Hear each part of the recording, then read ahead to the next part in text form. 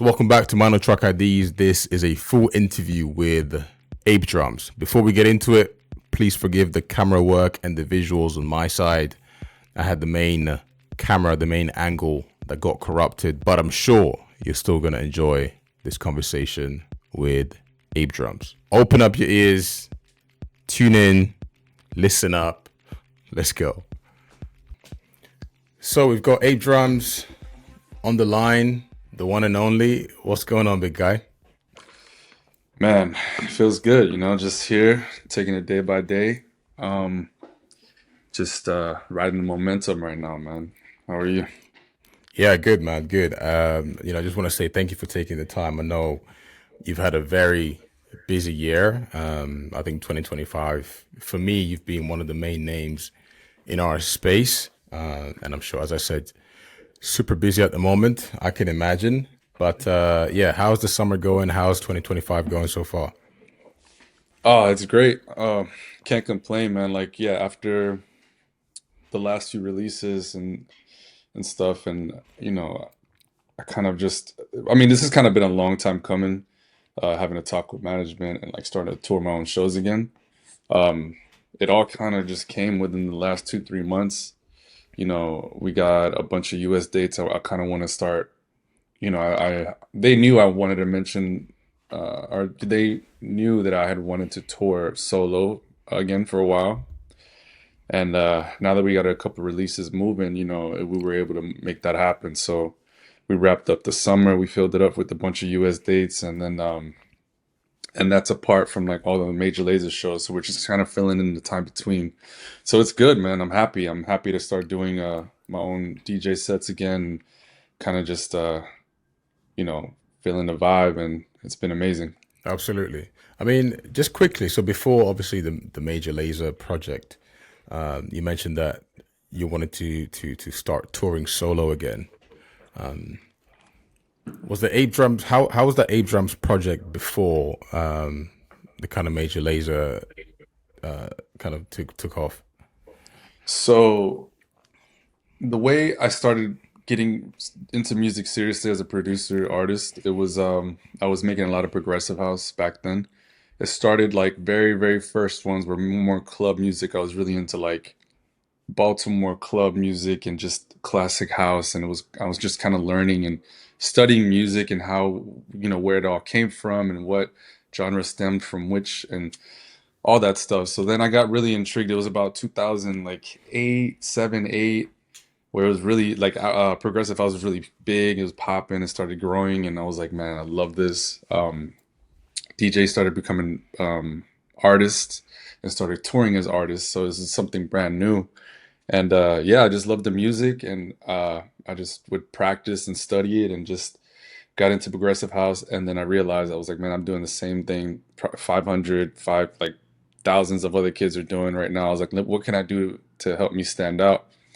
And then I was like, I was trying to innovate. I was like, okay, well, what can I make that stands out that people aren't making right now? And then I was also into Caribbean music from an early age.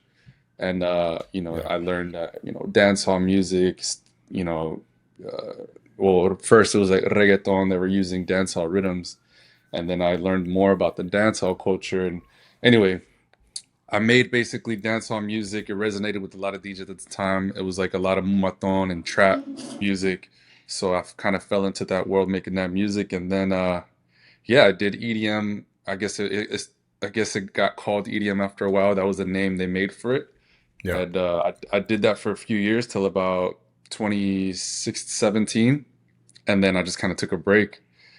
And then yeah, then the Major Lazer opportunity. I've worked with the guys for years before that. I would help with production, remixes, whatever. And then the opportunity came to actually join them on tour. Then here we are. Wow. Yeah. Also, I think it's quite interesting to see how many different influences you had, right? Mm. Over the years, you touched on so many different genres. Did those influences come from friends, different circles that you had, or just pure curiosity? I think what really got me into music and just interested in music, I want to say family. Just my mom was always listening to all kinds of stuff, and then the time that I did like the time that I did spend with like both parents, it was two different worlds of music, and it was like, and especially with families, like they were both into two different worlds of music. It was like rock in Spanish, and then it was on my mom's side was more like she loved R&B and like funk music and salsa, and then my family on her side was really into like heavy metal. So it was just like a lot of just different sounds sonically and music and just all at once. So I think that's how I got really interested in music, and it Yeah. made me curious about what else was out there. So And then, bro, where did Afro House come in? Because it's one of those things where I think, I mean, correct me if I'm wrong, was Like That your first Afro House release? What was your kind of first Afro House, Afro Tech project? I guess yeah, I guess so. I mean, I did a couple remixes with as like for Major Lazer, and that's what I was still kind of feeling it out. Like I was still trying to find my sound. I wasn't sure, and it was just kind of like whatever. Um, but Like That is the first release where I felt like, okay, I think after years and years, I was like, for Afro House and Afro Tech, I was like studying it for 2, 3 years before any of these songs. So I was like, it reminded me so much of 2010 progressive house. Like, sometimes the percussions would come in, how they would sound, and the hits that would hit at like off beats every now and then. And it's funny because like I don't think a lot of people realize how similar some of the drum layouts were. But yeah, it reminded me of when I first started producing, so I loved it, and I missed producing that kind of music. I kind of fell into this world of doing like pop music and pop music layouts. Everything Yeah, was very easy and simple, and I kind of mixed I missed the nerdy, complex version of music, So it gotcha. took me about 3 years to finally get back to doing that kind of music, and yeah, man, it actually is kind of one of the only genres that kind of challenged me again, but I think that's why I got excited about it again because I stopped getting challenged with music. And so, yeah, when Afrotech and Afro House started growing, I started getting into it as well, studying. And yeah, I think Like That was the very first production that I made that I said, you know what, it all came together. This is exactly what I was trying to do. I was trying to make, I was trying to keep it as genuine as possible, but somehow make it sound bigger for bigger stages. I wanted to progress the sound to make it, Yeah. so that DJs have a song as well to play out that will give them a moment in their DJ sets. Yeah, I think it's. I mean, I called it. It's definitely for me a top three production for this year. Not only because of what it's done, but I think just sonically it really challenged the norm and what was happening in our space. Because I mean, this is a big conversation that's happening at the moment around the sounding samey and boring, for lack of a better term.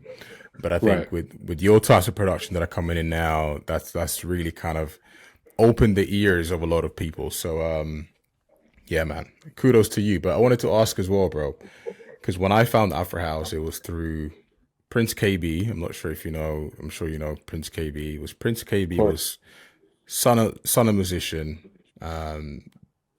Shimza, DJ Ganiani. These were the first guys that when I found Afro House, I was listening to. Were there specific artists for yourself? Um, yeah, man, I think how it came about for me is that I was really into when I started doing these eclectic, you know, mixes of like just music from all over the world that people probably didn't know. I think what really caught my attention first was, I mean, they call it Afro House, but it's from like the Afro House from like Angola and Okay. stuff like that. And, there's a lot more claps, and it was a lot more like just the bounce and the rhythm of it was just like amazing. And anytime I would play it, it would just like the crowd would just react to it. Um, and then obviously through like digging in more music, I found more of the South African side of it. And Yeah. yeah, like Bodhisattva obviously is like one of the OGs, and then fell into the early Shimza, and man, there's so many. There's like, always funny because I was like, yo, anytime I get asked a question where like, oh, what were the first artists?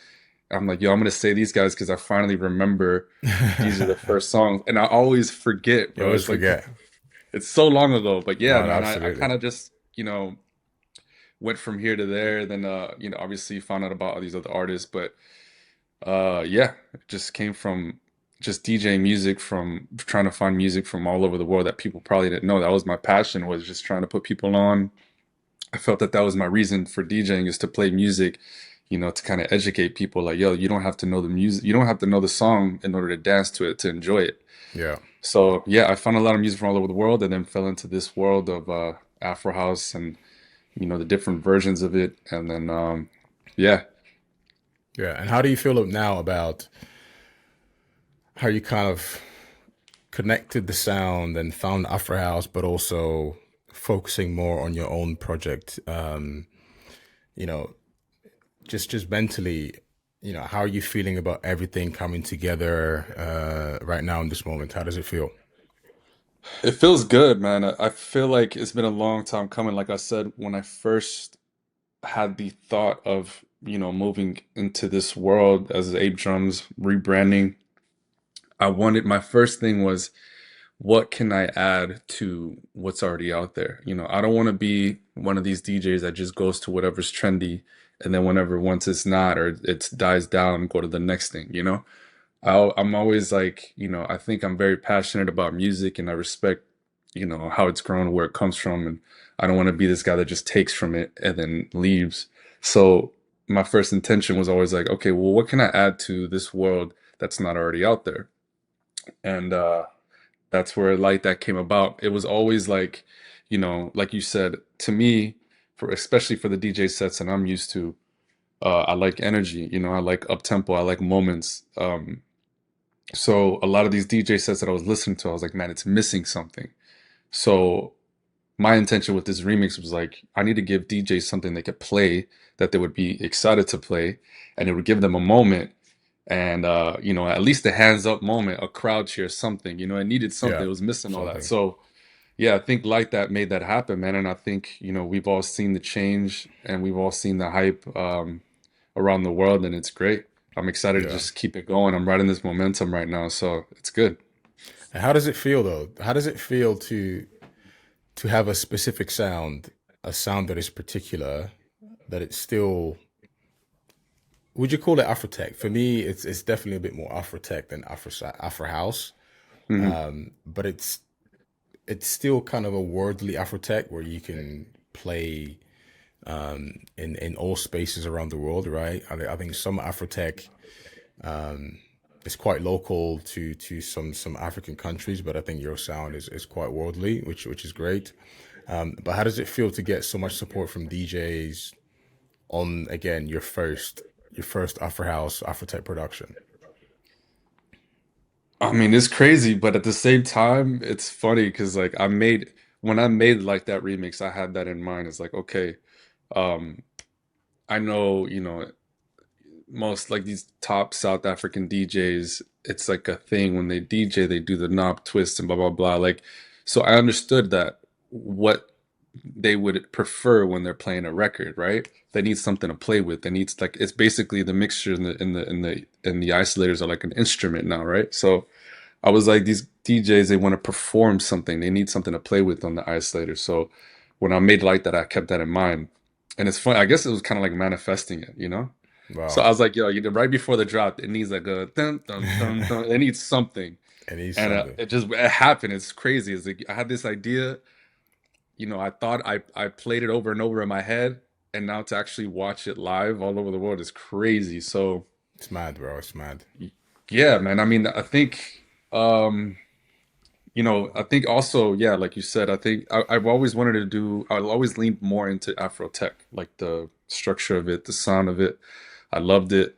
I love that it was mostly, dark. I love where the drums would hit here and there. I love the groove of it, everything about it. So I think my sound, I wanted it to be lean more towards that, but also make it sound bigger. And yeah, I don't know. Maybe eventually it'll come make its own, it'll be its own genre or something. We'll see what it grows Something. into. But Yeah.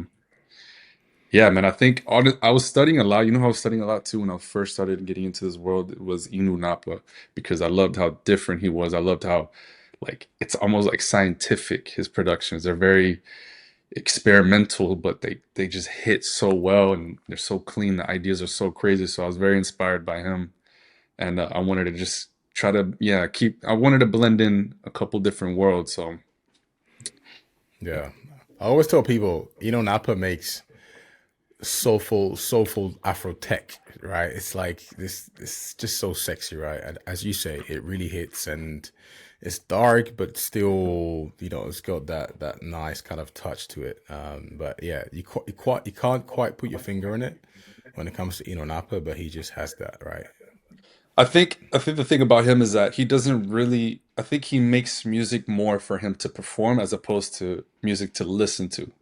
I think what he does well is make music for him to perform well to, and that's what I kept in mind for like that. I was like, okay, they need something to play with. He makes music that he knows when he's playing it live, he can do this and pull up the mid and he'll take the low out at this end and so I learned that and I realized that. And Mm. I'm very aware of what goes on in music. I've been aware, as a young kid, I would listen to things and I knew what the producer was doing. So I knew that I had to go give them something to play with if I wanted to get the support. Yeah. And brother, last question for you, man. In terms of music production at the moment, what are some tips for producers, and I mean some things that have helped yourself get to where you are at the moment and find your sound and be consistent? Because I'm sure at the moment you're quite busy with different productions, but I guess what keeps you efficient, and what tips do you have to share for some producers watching? I mean, I think it's probably been said a lot, but uh, it's okay to try to make music by artists that you're inspired by. It's okay to make music by artists that you're inspired by. It's okay to try to remake a song that you really love by them. I think that's part of learning.